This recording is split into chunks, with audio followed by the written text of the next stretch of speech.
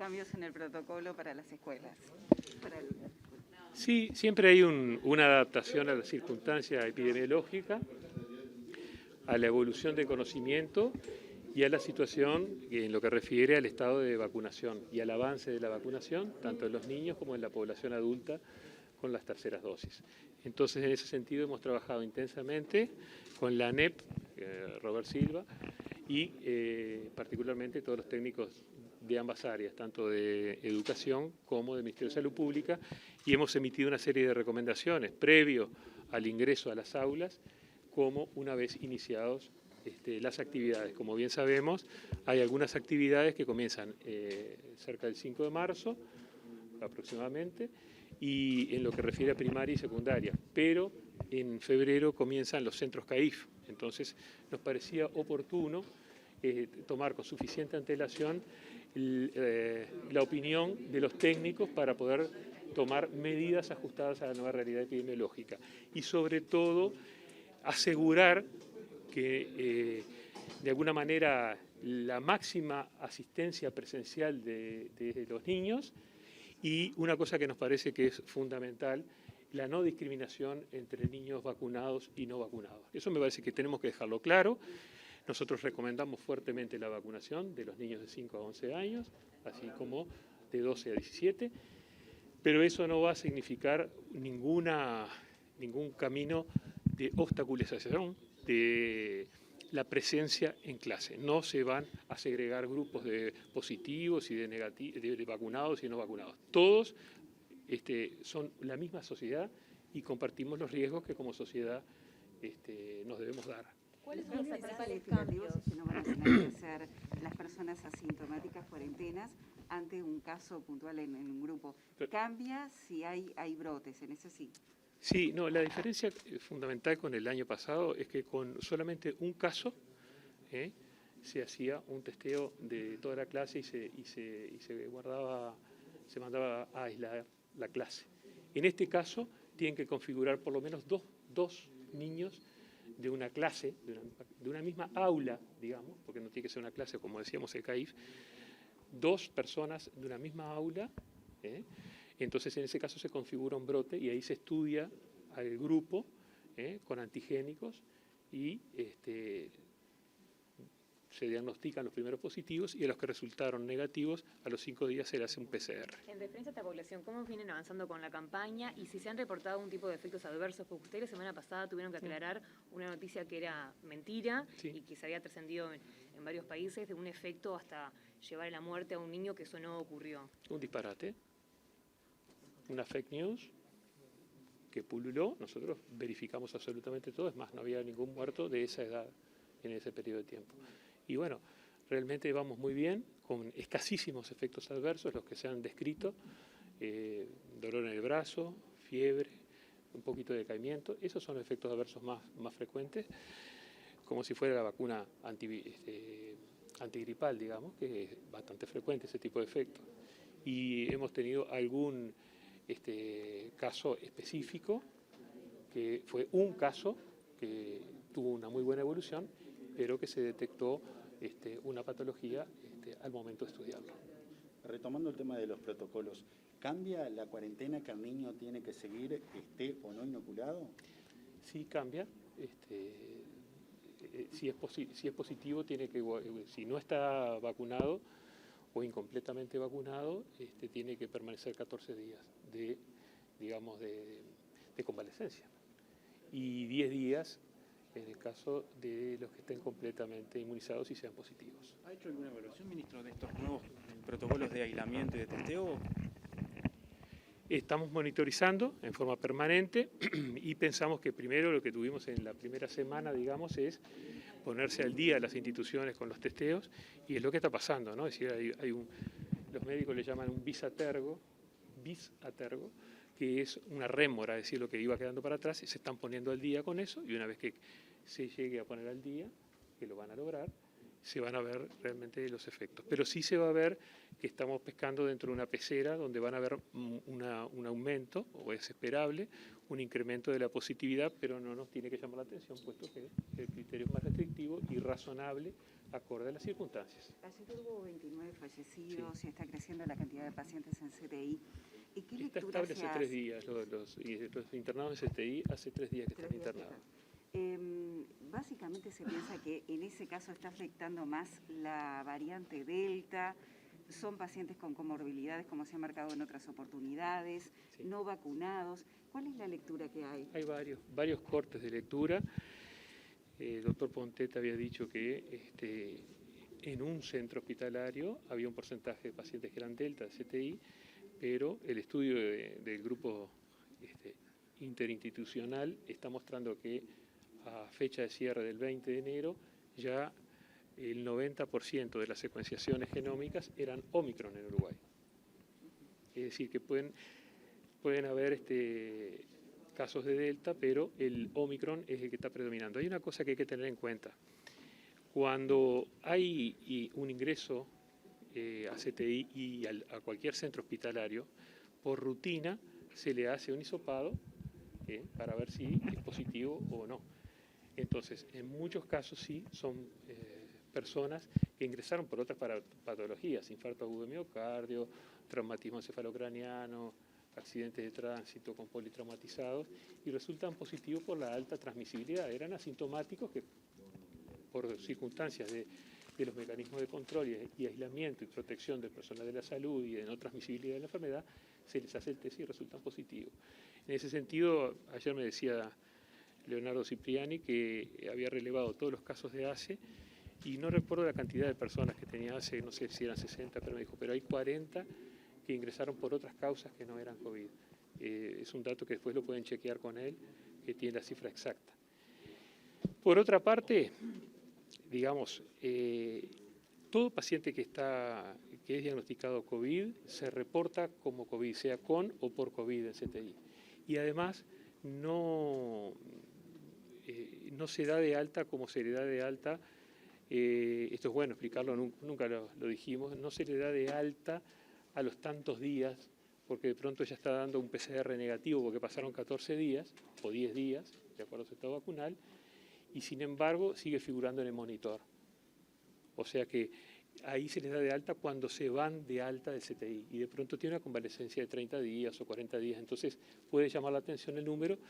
El hecho es que está así de hace 3 días en el entorno de las 120 personas, que para la cantidad de decenas de miles de casos que hay activos, pensamos que es un número significativamente más bajo que el que teníamos en pleno pico. Eso no quiere decir que no pueda incrementarse, y etcétera. Y después tú hiciste otra pregunta también, fueron varias en una, que tenía que ver con el estado vacunal. Y bueno, sí, definitivamente en el día de ayer que se reportaron 29 certificados de defunción por esta causa, habían 5 personas que no estaban vacunadas, creo que eran 5 o 6, y solo 5 personas tenían las 3 dosis. Por eso es que nosotros decimos que es muy importante recalcar el papel que juega la tercera dosis para evitar la hospitalización, y sabemos que las vacunas protegen en un porcentaje alto, que desde el principio se dijo que estaban en torno entre el 92 y el 96% de efectividad para prevenir hospitalización de casos graves y muerte.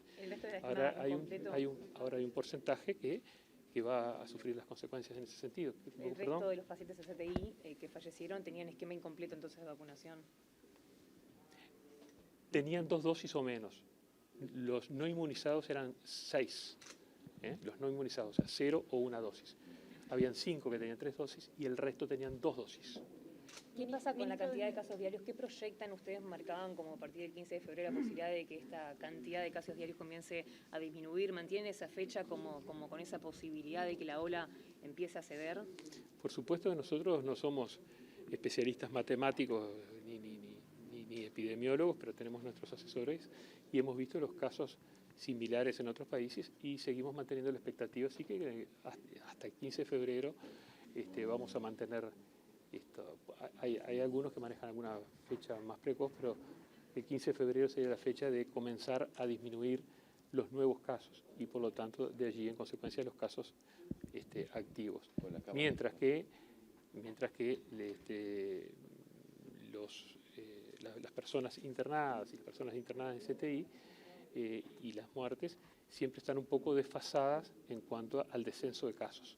Así como les cuesta subir, también les cuesta en bajar esa cifra. Ministro, desde el Sindicato Anestésico Quirúrgico confirmaron que hay instituciones que están suspendiendo operaciones. ¿Les consta esto al Ministerio? ¿Hay alguna indicación al respecto para las mutualistas? Sí, nosotros estuvimos reunidos con la Coordinadora Nacional de Instituciones de Asistencia Médica Colectiva y evidentemente que pueden haber bajas en el plantel médico, sean anestesistas, instrumentistas, cirujanos, y eso puede llevar a tener que recoordinar alguna operación coordinada. Estamos en conocimiento de eso y hay que adaptarse lógicamente a este aspecto. Estamos atentos, lo estamos siguiendo, lo hemos conversado y listo. O sea, pero por el momento seguimos manteniendo que es importante mantener la asistencia quirúrgica y las intervenciones porque todos sabemos la importancia que tiene la cirugía en determinadas patologías. ¿Preocupa esta situación con la cantidad con las miles de cirugías atrasadas que ya hay? Ahora no, las miles de cirugías atrasadas eran hace tiempo. Seamos realistas, ¿no? Hoy no hay miles de cirugías atrasadas. Habrá miles, pero son muchísimas menos que el inicio de cuando hicimos la normativa para regularizar al 30 de marzo. O sea que todas las instituciones trabajaron arduamente desde que hicimos esa normativa para poner sus operaciones al día, de tal manera que las intervenciones quirúrgicas que tienen un rezago, saben que las coordinadas estamos hablando, ¿no? Las cirugías oncológicas, las de urgencia, nunca se interrumpieron, pero las coordinadas sí, por decir una hernia o algún otro tipo de patología que puede esperar, pero se han puesto muy al día, las instituciones han hecho un gran esfuerzo y un gran despliegue y hay que adaptarse a esta situación de aislamiento o de caso positivo en ese sentido, pero más allá de eso se sigue trabajando para mantener la cirugía. ¿Para cuándo va a quedar esa bolsa de trabajo de auxiliar de enfermería y la posibilidad de agilizar la homologación del título que ustedes hacen de licenciados que terminaron los cursos y todavía no pueden comenzar a ejercer? Sí, es algo de una situación de emergencia. Estimamos en la primera semana de febrero que se va a disponer de esa bolsa de trabajo de enfermería. Ministro, en Casa de Galicia iniciaron una huelga de hambre. ¿Cuál es la situación al día de hoy? Ellos reclaman tener que se cumpla con los 6 meses que se había pactado para poder organizar un plan y por otro lado advierten que en las últimas horas fue un tasador a la institución. Muchas preguntas. Si fue un tasador, puede haber ido porque los fideicomisos que tenía Casa de Galicia tenían como garantía los bienes inmuebles de Casa de Galicia. Y eso es parte de la tarea que hacen los representantes actuales de Casa de Galicia, que son los síndicos, es Lideco. O sea que es una tarea que la hace Lideco. No me extraña que estén tasando los inmuebles. El segundo punto, que hace referencia de los 6 meses, es algo que yo desconozco totalmente. Nosotros tuvimos un acuerdo firmado con AFUNCAG, con la directiva de AFUNCAG, un documento con la AFUNCAG y con la FUS y el Ministerio de Salud Pública con fecha 7 de enero. Allí estaban pautado y pactado un acuerdo y una hoja de ruta de trabajo. Luego hubo una nueva asamblea y después hubo una renuncia de la mesa de AFUNCAG y finalmente hay una mesa interina que tendrá que validarse, digamos, como legítima o tendrá que legitimarse porque por el momento es una mesa interina de representación. Entonces, yo no sé de qué 6 meses están hablando, sinceramente. Y la tercera pregunta, lamentamos que hayan tomado una decisión de huelga de hambre. En ese sentido, la funcionaria está siendo seguida por el Sindicato Médico del Uruguay en cuanto a su estado de salud y deseamos que en algún momento revea esa actitud, pero lo dejamos dentro del margen de las cosas que pueden suceder en estas circunstancias. Nosotros no estamos innovando, estamos trabajando sobre la experiencia del pasado. Ustedes saben que durante los gobiernos anteriores, en estos 15 años, han habido algunos casos y en gobiernos anteriores también han habido otros casos de cierre de instituciones.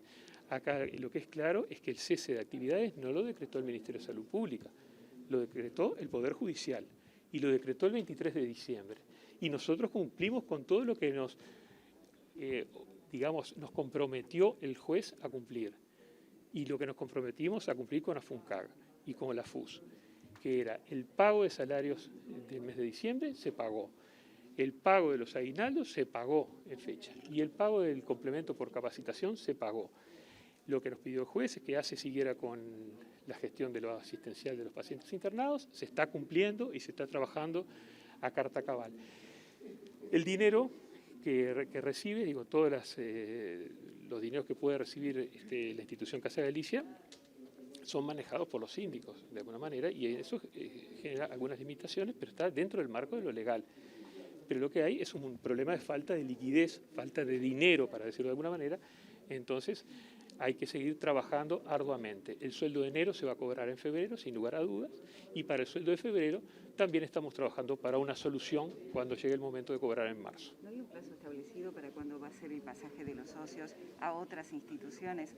Porque en definitiva el usuario tiene esa incertidumbre, ¿no? Sí, no hay establecido por parte del juez, se facultó al Poder Ejecutivo y nosotros estamos trabajando para que esto ocurra en el menor plazo posible. Y en ese sentido hemos trabajado intensamente, estamos dedicando muchísimas horas al tema de Casa Galicia.